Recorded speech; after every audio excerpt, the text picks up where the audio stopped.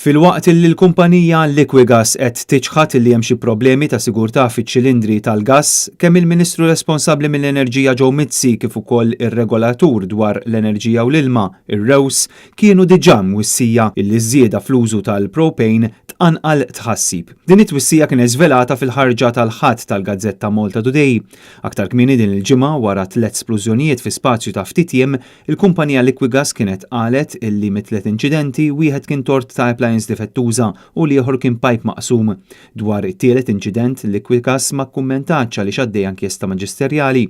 Iżda min-naħa l-oħra sorsi qrib l-industrija esprimew tħassib illi kien hemm żieda fl-użu tal-gass propane meta ċ-ċilindri suppost għandhom jimtlew b'taħlita ta' propane u LPG. Skont in-nota li ntbagħtet lill-Ministru Mizzi u lir-REWS din tgħid illi f'dawn l-aħħar xhur il-Liquigas xtrat biss propane. L-importaturi huma obbligati illi jirrapportaw xtip ta' gas kienu importaw f'Malta. Jidher li kilo ta' propane joħroġ aktar litru ta' gas likwidu meta mqabbel ma' l-LPG. L-esperti jgħidu wkoll illi jekk ċilindri jimtlew biss bil-propane dan jista' jkun ta' periklu minħabba pressjoni żejda fil-pajpijiet b'mod partikolari fejn il-pipe tal-lastiku iġonġi mal-pipe tar-ram u jkun marbut bi klip. Fil-waqt li dan l-arranġament mhux perikolus meta l-gass fiċ-ċilindru taħlita magħrufa bħala G30 il-ġonta ma tiflaħx il-pressjoni għolja tal-propane.